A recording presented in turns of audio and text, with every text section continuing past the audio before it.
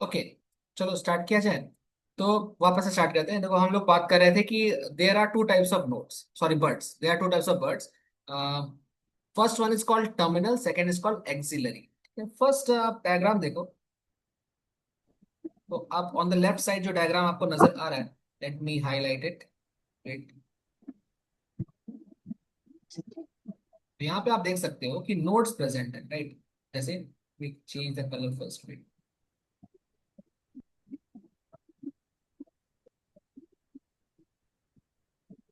चलो व्हाइट लेते हैं। यहाँ देखो, ये आपका स्टेम है, ठीक है। ये हो गया स्टेम, ठीक है। अब स्टेम के ऊपर ये रहा नोड्स। नोड नोड नोड, ये सारे नोड्स हैं, ठीक है। तो जैसे आपने पढ़ा पहले पढ़ा अभी अभी कि नोड से यहाँ से लीफ ओरिजिनेट कर सकता है, ठीक है। ब्रांच भी ओरिजिनेट कर सकता है। फर्स्ट अभी हम लोग लीफ ही, मैंने यहाँ लीफ बनाया है, ठीक है। अगेन यहाँ से एक और लीफ ओरिजिनेट कर सकता है, लेट्स से यहाँ से एक और, जैसे मैंने लीफ बनाया, ठीक है। कुछ कह रहे हो? सॉरी, क्या बोला? Okay, I I think I thought कि कुछ बोला आपने, तो कोई नहीं। यहाँ देखो, तो ये रहा नोड नोड नोड, ये सारे नोड्स है। नोड और नोड के बीच जो स्पेस है इट इज कॉल्ड इंटरनोड, ये हमने डिस्कस कर लिया, ठीक है। अब इधर देखो, इस तरफ इस तरफ देखो।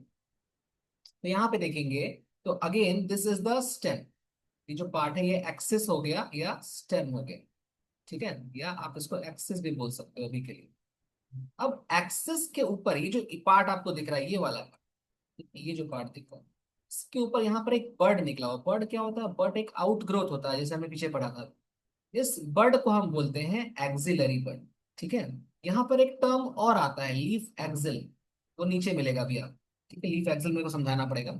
समझ लो अभी फिलहाल के लिए, यहाँ पर जो स्ट्रक्चर निकल रहा है जो अभी डायरेक्ट एक्सिस पर ही है, that is called axillary bud.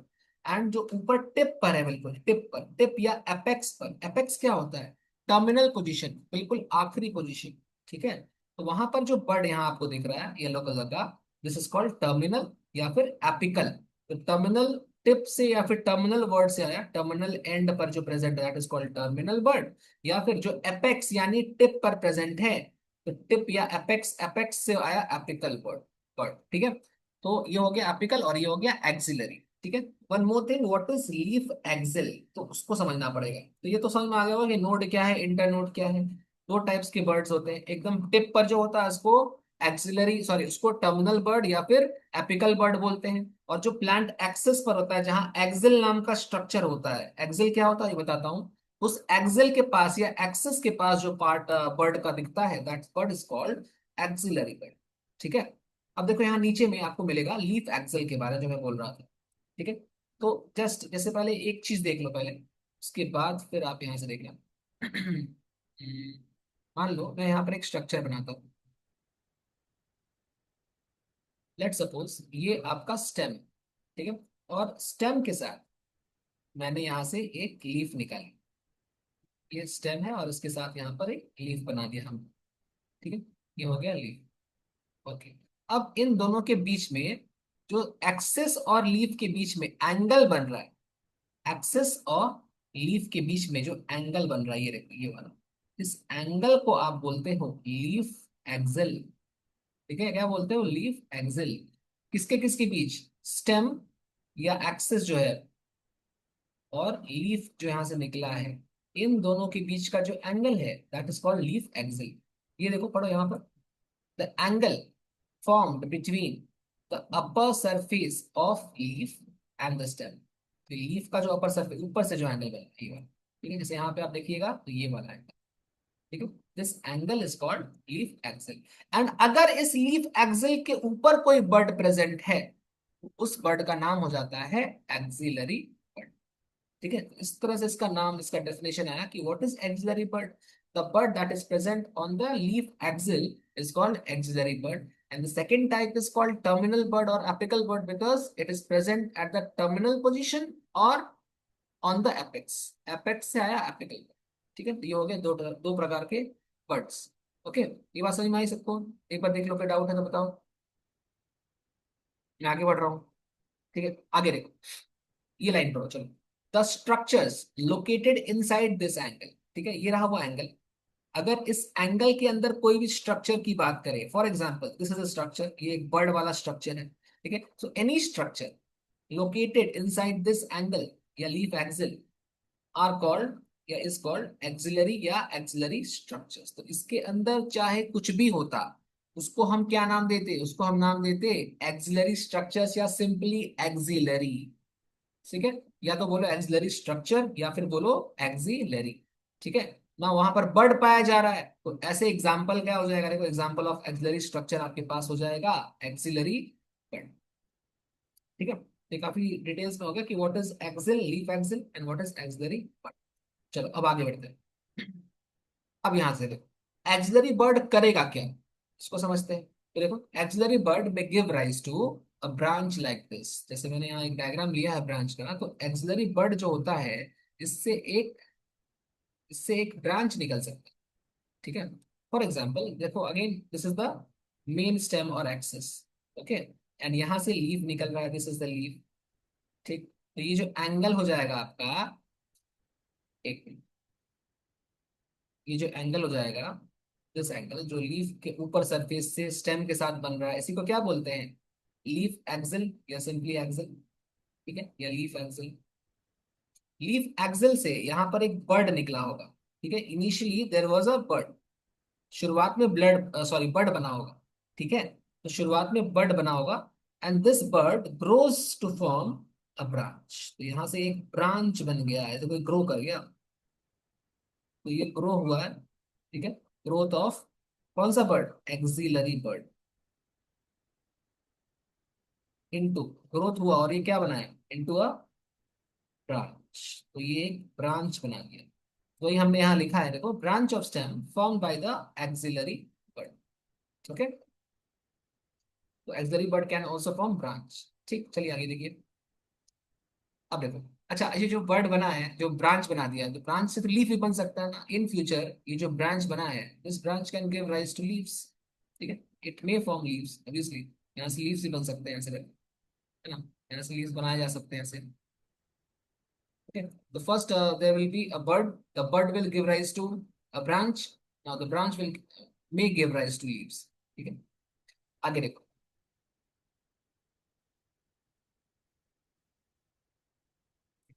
the leaves develop from apical buds on the nodes while branch develops from axillary bud। अब यहाँ पर एक चीज बोली जा रही है कि लीव्स जनरली जो बनते हैं वो कहाँ से बनते हैं, एपिकल बर्ड से बनते हैं, ठीक है, एपिकल बर्ड से बनते हैं। जबकि जो ब्रांचेस होते हैं वो जनरली किससे बनते हैं, एक्सिलरी बर्ड से बनते हैं, ठीक है। हालांकि जो ब्रांच बना है, the branch can also later on also they can also form leaf, branch से भी आगे चलकर लीफ बन सकता है, ठीक है।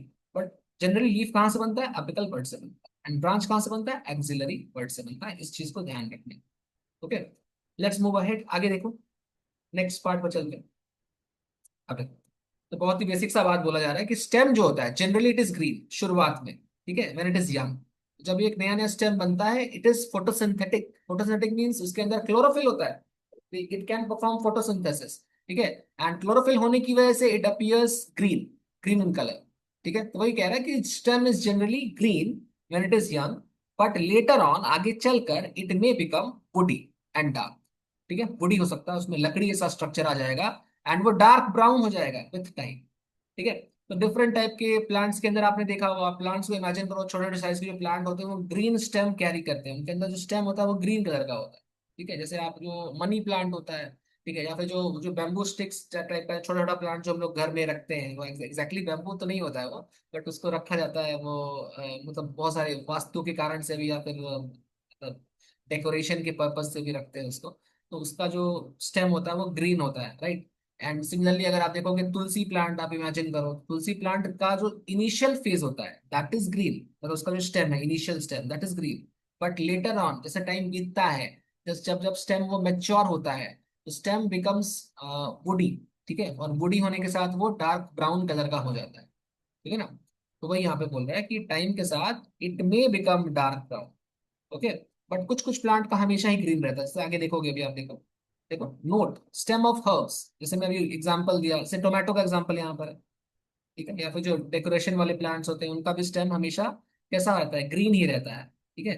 तो वही यहाँ एग्जांपल्स है, कुछ मैं कलर चेंज कर रहा हूँ, ये देखो, तो एग्जाम्पल हो जाएगा यहाँ पर टोमेटो, आप याद कर लो, ऑलवेज रिमेन ग्रीन, इसका हमेशा ही ग्रीन रहता है।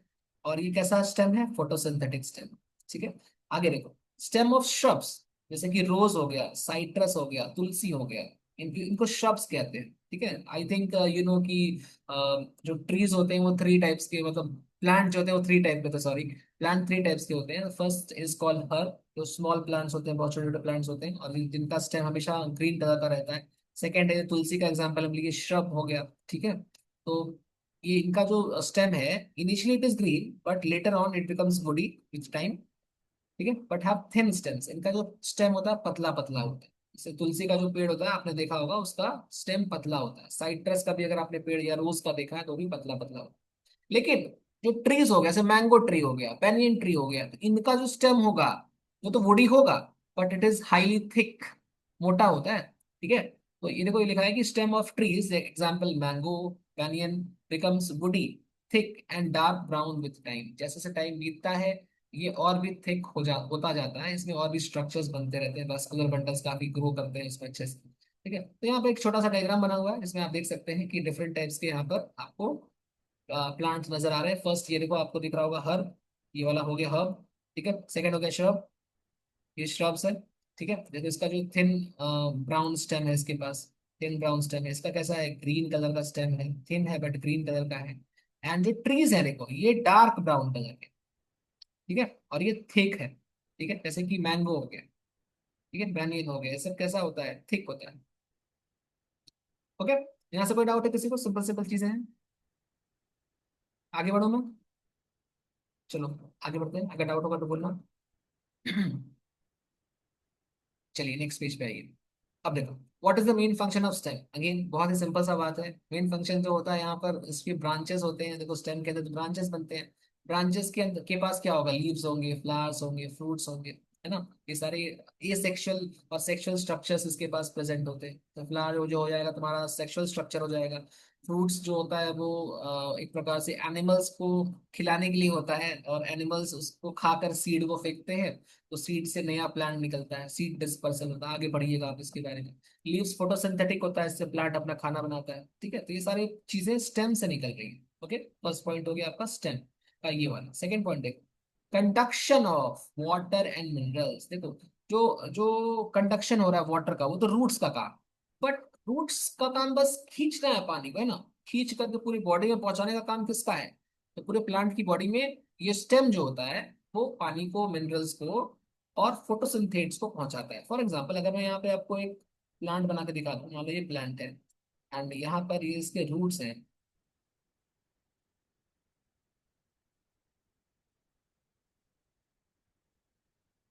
यहाँ पर ये इसके रूट्स हैं, देखो, let suppose this is the plant, and ये इसके रूट्स प्रेजेंट है यहाँ पर।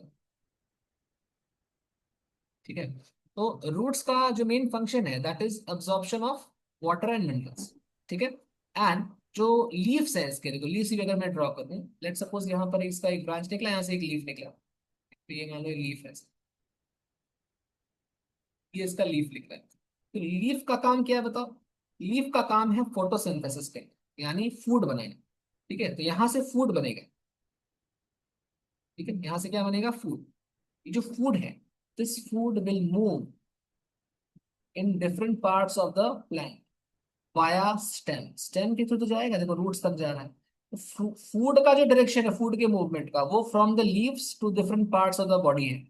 किसके थ्रू हो रहा है? ये स्टेम के थ्रू। तो स्टेम देखो यहाँ फूड का मूवमेंट कर रहा है, राइट? सिमिलरली स्टेम जो है वाटर का भी मूवमेंट करता है, बट वो कहाँ से कहाँ करेगा बताओ? डायरेक्शन क्या होगा? तो जो वाटर का मूवमेंट का डायरेक्शन हो जाएगा, that will be from the roots to the leaves. ठीक है, देखो स्टेम के थ्रू ही सब कुछ हो रहा है। ठीक है, तो एक काम हो रहा है आपका लीव्स के अंदर, वो है फोटोसिंथेसिस। एक काम हो रहा है रूट के अंदर, वो है absorption of water and minerals. But in दोनों को कनेक्ट करने वाला कौन है? वो है स्टेम। ठीक है, तो स्टेम दोनों का कंडक्शन करता है, किसका किसका? वाटर मिनरल्स का तो करता ही है, साथ साथ फोटोसिंथेसिस का जो एंड प्रोडक्ट है, प्रोडक्ट ऑफ फोटोसिंथेसिस यानी शुगर। ठीक है, ग्लूकोज बनता है। ठीक है, तो जो ग्लूकोज बनता है उससे आगे चलकर आप भी अभी देखोगे ग्लूकोज से कुछ और भी बनेगा। तो ग्लूकोज तो ट्रांसफर नहीं होता, ग्लूकोज के साथ तो कुछ और चीजें होती हैं जो जैसे सुक्रोज होता है बेसिकली, मैं बताता हूँ रुको। तो ये इसको बोलते हैं फोटोसिंथेट्स। What is फोटोसिंथेट? फोटोसिंथेट का मतलब product of photosynthesis that is formed inside leaves. तो लीफ में जो बनेगा उसको पूरी बॉडी में फैलाना है। लीफ में क्या बनेगा? शुगर बनेगा। इस शुगर को पूरी बॉडी में फूड के रूप में फैलाना पड़ता है। और वो काम कौन करता है? वो काम करता है स्टेम। ठीक है, तो ये हो गया स्टेम का दो फंक्शन। यहाँ पर आप थोड़ा ग्लूकोज के बारे में सुन लो, फिर एक और फंक्शन स्टेम का पढ़ेंगे। जैसे को ग्लूकोज के बारे में नोट में कुछ लिखा हुआ है।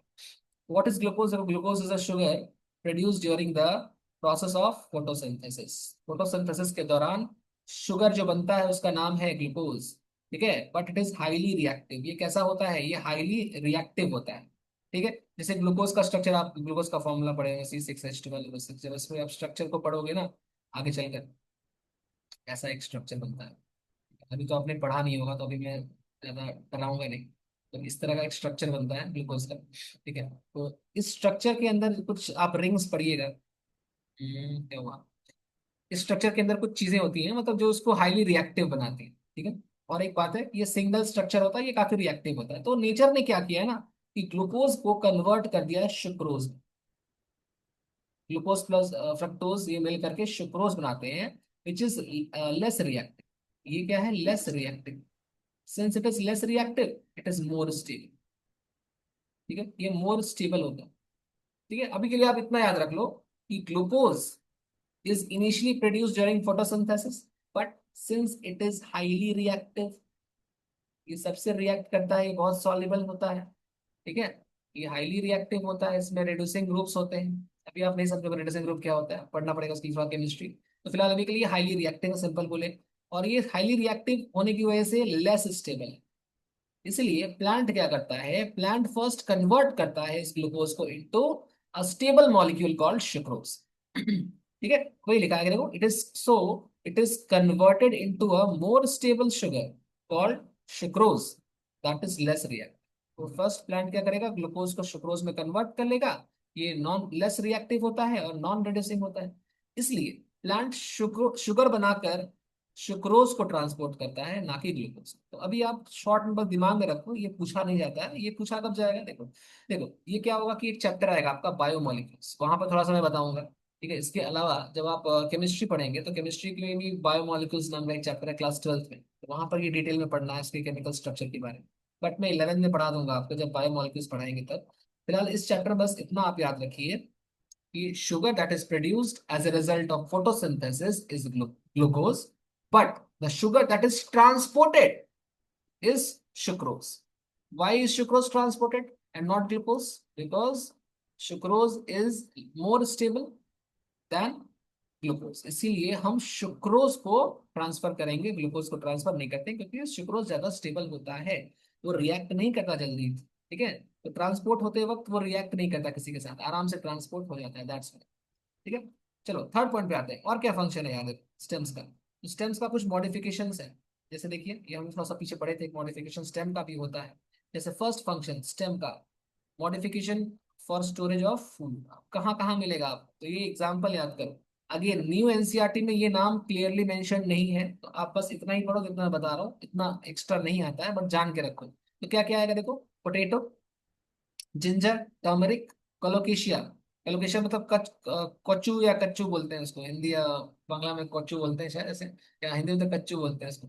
तो कोलोकेशिया होता है। ठीक है, जमीन कंद एक अंडरग्राउंड स्टेम है। ठीक है, ये सारे सारे अंडरग्राउंड स्टेम है जो हम लोग खाने के लिए यूज कर सकते हैं। इनके अंदर फूड होता है। ठीक है, पोटैटो कोई रूट नहीं है बल्कि स्टेम। ठीक है, तो यहाँ पर एक शब्द आ गया देखो, जो मैं पीछे बता रहा था, ऑर्गन्स ऑफ पेरिनेशन। ठीक है, अगेन डिस्कस लेटर लिखा हुआ है, तो शायद नीचे लिखा होगा ऑर्गन्स ऑफ पेरिनेशन। ओके ठीक है, तो देखो ये एग्जांपल याद कर लेना। ओके, अगेन देखो स्टेम्स के बाद ये क्या हो, सॉरी, नेक्स्ट देखो,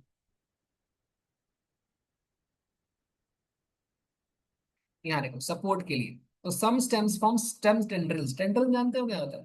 जैसे ये स्टेम है, तो स्टेम से ही कुछ ऐसा इस प्रकार का स्ट्रक्चर निकला होगा जो आसपास कोई सपोर्ट को पकड़ करके ग्रो करेगा। मान लो यहाँ पर कोई सपोर्ट रहा होगा, लेट से मैं सपोर्ट ड्रॉ कर दूं। तो यहाँ पर कोई सपोर्ट ड्रॉ करते हैं, यहाँ पर कोई स्टिक है मान लो, तो स्टिक को पकड़कर ये टेंड्रिल ग्रो कर रहा है। What is this? This is tendril. ठीक है, ये टेंड्रिल, हिंदी में इसको लता बोलते हैं। ठीक है, some stems can form stem tendrils that develop from axillary, but आपको ये पॉइंट याद रखना है, क्या चीज, कि कौन से बर्ड से ये टेंड्रिल बनता है, तो एक्सिलरी बर्ड से बनता है।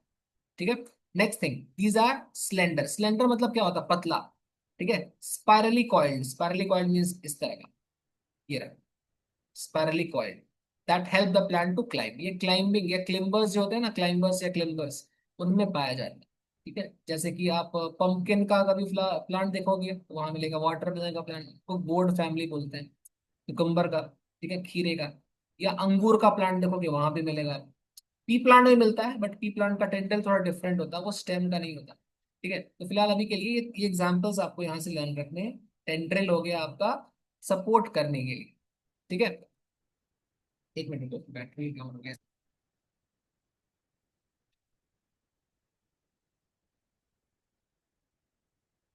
यस, नेक्स्ट देखो,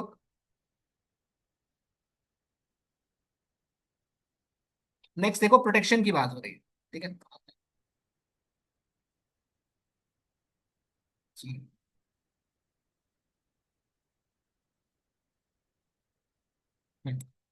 क्या क्या मॉडिफिकेशन हमने पढ़ा, फर्स्ट हमने मॉडिफिकेशन पढ़ा कि यहाँ पर फूड का स्टोरेज होता है, पहला मॉडिफिकेशन। ठीक है, जैसे कि आपने देखा पोटैटो हो गया, जिंजर हो गया, जमीन कंद हो गया। ठीक है, ये सारे के सारे क्या हो गए, ये ऐसे स्टेम है जिनके अंदर फूड स्टोर होता है।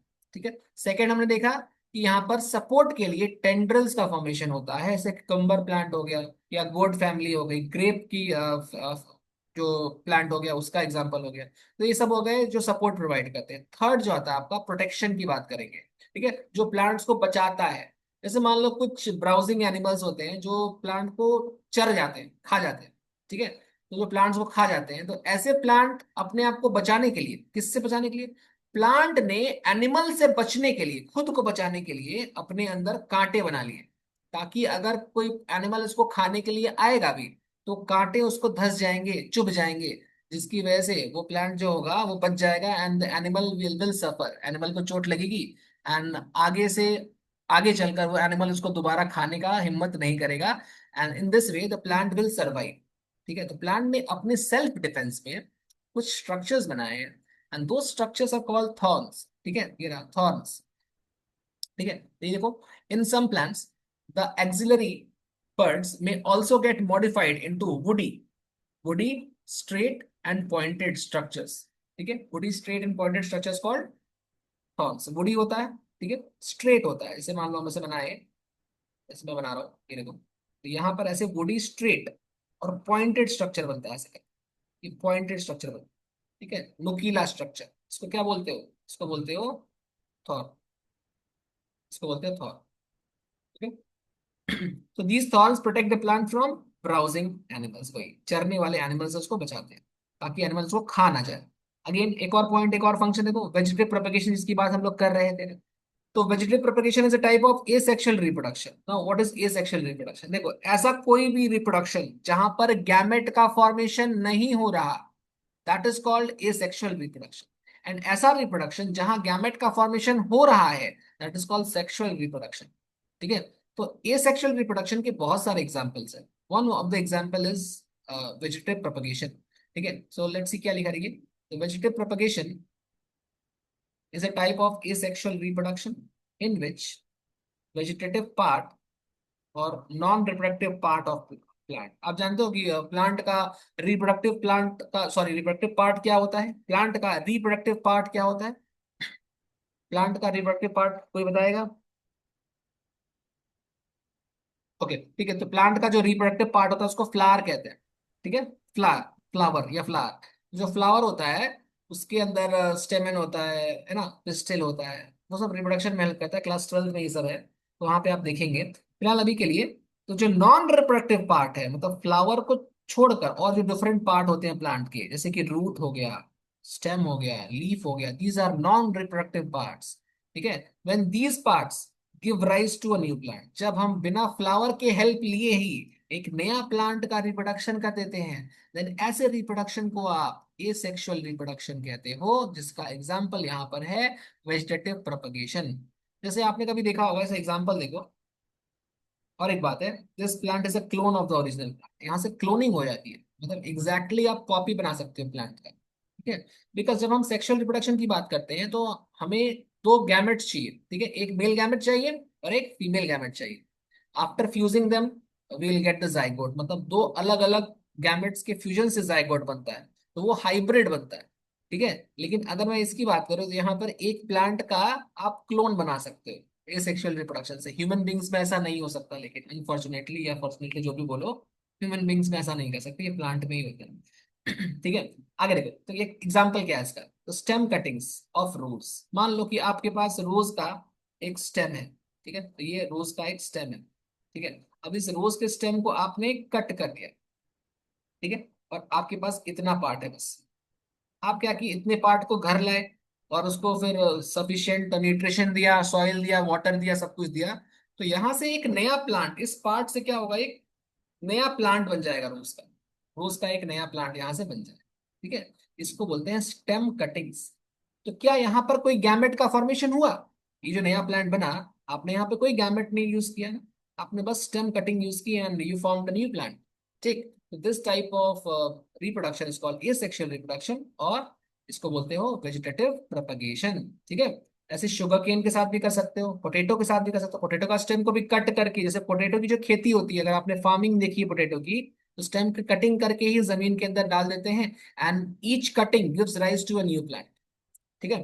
तो ऐसे ही करके हम लोग पोटैटो का डिफरेंट खेती करते हैं, शुगर केन का भी करते हैं, रोज का भी करते हैं, ठीक है। ये सब हो गया वेजिटेटिव प्रोपगेशन, ठीक है।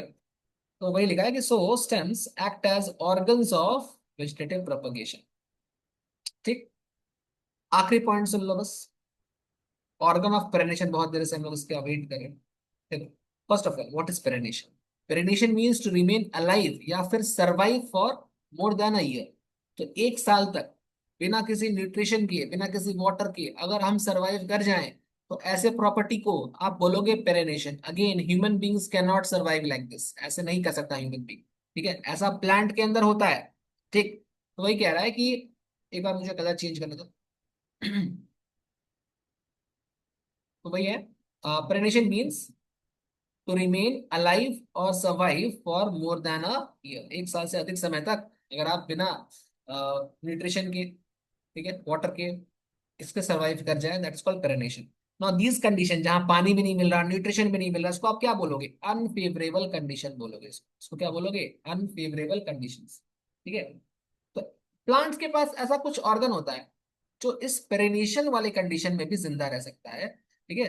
वो उस वक्त डोरमेंट रहता है, मतलब जब तक कंडीशन मतलब जब तक कंडीशन खराब रहते हैं, प्लांट कोई एक्टिविटी शो नहीं करता, चुपचाप से पड़ा रहता है, ठीक है। प्लांट का कोई पार्ट जो होता है वो चुपचाप से पड़ा रहता है, कोई एक्टिविटी शो नहीं करता, अपने अंदर फूड को स्टोर कर लेता है एंड चुपचाप से पड़ा रहता है, अंडरग्राउंड रहता है, ऐसे मान लो, कोई एक्टिविटी शो नहीं कर रहा, ठीक है। जब कंडीशंस दोबारा से नॉर्मल होते हैं, दैट इज जब पानी वापस मिलता है, प्लांट को न्यूट्रिशन मिलता है, देन वो दोबारा से ग्रो करता है और एक नया प्लांट बनाता है, ठीक है। तो ऐसा एग्जाम्पल प्लांट के पास है, जैसे स्टेम का एग्जाम्पल, स्टेम के अंदर बहुत सारा फूड जमा हो जाएगा, और जब कंडीशंस अनफेवरेबल होंगे तो वो फूड प्लांट को जिंदा रखेगा बहुत समय तक। जब कंडीशन दोबारा से नॉर्मल होंगे तो प्लांट दोबारा से ग्रो करेगा और एक नया प्लांट बना लेगा, ठीक है। इसी को बोलते हैं ऑर्गन ऑफ पेरिनेशन, ठीक। इतना आप याद रखो, देखो ये सब लिखा है, some organs of plants like stem store food for future, future के लिए स्टोर करके रखते हैं। They enable the buds of the perennating organs to grow rapidly. तो इससे क्या होता है कि ये इनकी वजह से बर्ड्स जो होते हैं वो आराम से ग्रो कर पाते हैं, क्योंकि फूड मिलता है उनको, फूड स्टोर रहता है फ्यूचर के लिए। तो आगे चल करके एक नया प्लांट बन जाता है यूजिंग स्टोर, ठीक है। जैसे कि मान लो आप बैंक में पैसा रख रहे हो, ठीक है, आपने पैसे कमाए बट आप खर्च नहीं कर रहे, आप उसको स्टोर कर रहे हो, सो दैट इन फ्यूचर अगर कभी मुश्किल की कंडीशन आ जाए, अगर कोई विपत्ति आ जाए, ठीक है, तब उस पैसे को हम इस्तेमाल कर सके, उसका यूज कर सके, ठीक है। सिमिलरली प्लांट भी फ्यूचर का सोचते हुए फूड को स्टोर करता है स्पेशल ऑर्गन्स में। Those organs are called organ of perennation, and example of this is stem, ठीक है। These organs can remain dormant, वो अभी इनएक्टिव रहेंगे, living but inactive in the soil even after rest of the plant has. मान लो पूरा पूरा plant मर गया है, बट जो स्टेम है वो जिंदा है, क्योंकि उसके अंदर फूड पड़ा हुआ है, ठीक है, और आगे चलकर वही स्टेम एक नया प्लांट बना देगा जब कंडीशन दोबारा अच्छा होगा, तो उसके अंदर जो फूड है उसकी हेल्प से वो दोबारा से ग्रो कर जाए। तो ऐसे पार्ट को हम बोलते हैं ऑर्गन ऑफ पेरेनेशन, जैसे कि स्टेम में होता है, वही हम लोग ऊपर पढ़े थे। ठीक है, कोई क्वेश्चन है किसी का? तो देखो, हम लोग क्या करते हैं कि जो भी क्लास खत्म होता है, तो वहां पर at the end of the class हम लोग उस टॉपिक का एनसीईआरटी का रीडिंग कर लेते हैं, जो अभी अपने पास जो करंट एनसीईआरटी है उसका। ठीक है, तो अगर आपके पास एनसीईआरटी हो तो उसका रीडिंग कर लिया जाएगा। हालांकि देखो, अभी जो आपके पास जो एनसीईआरटी है उसमें काफी डिटेल्स नहीं दिया, इतना ही दिया हुआ है, तो मैं बस इतना ही रीड कर रहा हूँ। आप भी एक बार देख लो अगर कहीं डाउट आए, because NCERT reading is must, वो पढ़ना ही पड़ेगा आप। ठीक है, तो मैं पढ़ा रहा हूँ, करके देखो। एक ही पेज है अपने पास। तो फर्स्ट ऑफ ऑल क्या लिखा है कि वाटर, एक मिनट। हाँ, तो what are features that distinguish a stem from a root. अभी हमने पढ़ा था आज ही कि स्टेम और रूट में क्या क्या डिफरेंस होता है, याद करो। तो स्टेम के अंदर नोड्स होते हैं, इंटर नोड्स होते हैं, बर्ड्स होते हैं, है ना। रूट्स के अंदर तो रूट कैप होता है, रूट हेयर होता है। इससे हम लोग डिफरेंशिएट कर सकते हैं कि स्टेम कौन सा है और रूट कौन सा है। ठीक है, उसके बाद एनसीईआरटी बोल रहा है कि the stem is the ascending part of the axis. Stem ऊपर की तरफ जाता है, पॉजिटिव जियोट्रॉपिक मूवमेंट है ना, पॉजिटिवली जियोट्रॉपिक है, जियोट्रॉफिक। ठीक, और इसके पास कुछ स्ट्रक्चर्स है, लाइक ब्रांचेस हैं, लीव्स हैं, फ्लावर्स हैं, फ्रूट्स हैं। ठीक, इट डेवलप्स फ्रॉम द प्लीन्यूल, ये प्लीन्यूल से निकलता है। ठीक है, जब सीड का जर्मिनेशन होता है तो। आगे देखो, the stem bears nodes and internodes, ये पढ़ लिया था हमने। The region of the stem where leaves are born, जहां से लीव्स बनता है उस पार्ट को आप क्या बोलते हो? उसको नोड्स बोलते हैं। while दो नोड्स के बीच में जो पार्ट है that is called internodes, portion between the two nodes. ठीक है, नेक्स्ट देखो। नेक्स्ट देखो, the stem bears buds, buds भी होते हैं ना। बड्स आपने पढ़ा था, आउटग्रोथ होता है जो दो टाइप का होता है। इट मे बी एक्सिलरी, जो लीफ एक्सिस पर प्रेजेंट, एक्सिल पर प्रेजेंट हो, जैसे ये हो गया लीफ, तो यहाँ पे जो एंगल बनेगा दैट इज कॉल्ड एक्सिल। और एक्सिल में जो भी पार्ट्स प्रेजेंट होते हैं, लाइक बड भी अगर प्रेजेंट होगा तो ऐसे बड को तुम क्या बोलोगे? एक्सिलरी बड। ठीक है, या फिर हो सकता है कि ये स्टेम है तो स्टेम के बिल्कुल टिप पर यहाँ पर कोई बड बन जाए। ठीक है, यहाँ पे जो बड बनता है उसको क्या बोलते हो? एपिकल बड या फिर टर्मिनल बड। ठीक है, नेक्स्ट देखो, stem is generally green when young, जब स्टेम यंग होता है तो जनरली वो ग्रीन होता है। Letter on it becomes woody and dark brown. ठीक है, इसके अलावा हमने कुछ एक्स्ट्रा भी पढ़ा इसके बारे में कि कुछ स्टेम ऐसे भी हैं जो हमेशा ही ग्रीन कलर के रहते हैं, जैसे हर्ब्स के जो स्टेम हो गए वो हमेशा ग्रीन कलर के रहते हैं। ठीक है, और जैसे कि श्रब्स की बात होती है तो श्रब्स में इनिशियली इट इज यंग, मतलब sorry, initially it is green when it is young, and then later on it becomes woody and dark brown. ऐसा हमने देखा था, वो थिन होता है, और ट्रीज में जो उसका स्टेम होता है वो थिक होता है ना। लास्ट देखिए, the main function of stem. Main function क्या है? इससे ब्रांच निकलते हैं। ब्रांच से क्या निकलता है? लीव्स निकलता है, फ्लावर्स निकलता है, फ्रूट्स निकलता है। तो लीव्स का हमने पढ़ा था कि फोटोसिंथेसिस करता है, फ्लावर्स सेक्सुअल रिप्रोडक्शन में हेल्प करता है, फ्रूट्स एनिमल्स को सीड डिस्पर्सल करने में हेल्प करता है। जब फ्रूट्स पढ़ोगे मैं बताऊंगा दोबारा से। ठीक है, अपार्ट फ्रॉम दैट ये और क्या करेगा? देखो, वाटर का कंडक्शन, मिनरल कंडक्शन और फोटोसिंथेट्स का कंडक्शन। जैसे यहाँ पर हमने एग्जांपल लिया था कि बनता तो ग्लूकोज है, लेकिन ट्रांसपोर्ट कौन होता है? सुक्रोज। ठीक है, क्योंकि सुक्रोज लिस्ट रिएक्टिव होता है and more stable, that's why sucrose is used for transport. ठीक है, नेक्स्ट देखो, some stems perform the function of storage of food. इसका भी हमने एग्जांपल देखा कि पीजीटी क्या क्या था, पोटैटो, जिंजर और टर्मरिक। ठीक है, और जमीन का कोलोकेशिया, ये सब एग्जांपल था। सपोर्ट का टेंड्रिल्स एग्जांपल था। ठीक है, टेंड्रिल्स। ऐसे प्रोटेक्शन के लिए थॉर्न्स था, थॉर्न्स। ठीक है, वेजिटेबल प्रोपगेशन का भी आपने देखा कि वेजिटेबल प्रोपगेशन वही होता है। ठीक है, तो इस प्रकार से अलग अलग टाइप का इसका मॉडिफिकेशन होता है। ये था आपके एनसीईआरटी के बाद। ठीक है, यहाँ पर ये होता है एंड। तो यहाँ पर हम लोग स्टेम कर लिए खत्म, थोड़ा सा स्टेम का पार्ट बचा हुआ है हल्का सा, उसको हम लोग नेक्स्ट क्लास कवर करेंगे, and then will start leaves. ठीक है, नेक्स्ट क्लास में हम लोग लीव्स पढ़ेंगे। आपका काम क्या रहेगा कि जो आज हमने पढ़ा है, जो भी हमने पढ़ा, ठीक है, पहला बात तो मैं सर से बात करता हूँ कि जो इसका प्रीवियस लेक्चर था, लेक्चर नंबर 1, वो आपको अवेलेबल कराया जाए। तो पहले पहले आप लेक्चर नंबर 1 का मैंने नोट्स शेयर कर रखा है ग्रुप में, प्लीज उसको लिखना स्टार्ट करो, और पहले उसको लिखो आप। ठीक है, राइट नोट्स। ठीक है, पहला काम तो आपको ये कर लेना है। दूसरा काम आज जो पढ़ाया दैट इज लेक्चर नंबर 2, इसका भी आपको नोट्स लिखना है, ठीक है। लेक्चर नंबर 1 का मैं वीडियो अवेलेबल करवा देता हूँ कुछ करके, आप उसको भी देखना चाहें तो उसको भी देख सकते हैं। अगर डाउट आता है तो आप मुझसे पूछ भी सकते हैं, ठीक है। चलिए, अब अभी अभी अभी कुछ एट द मोमेंट कोई डाउट किसी को अभी कुछ पूछना है? मैं एंड करने वाला हूँ वैसे। कोई डाउट है किसी को? नहीं। नहीं सर। ओके, चलो। ना। ठीक ठीक ठीक ठीक है यार, तो फिर थैंक यू ज्वाइन करने के लिए सभी को। थैंक यू, मिलते हैं फिर next class. Bye bye, good night. हाँ, good night sir. Night, bye bye. Yes, sir. Thank you.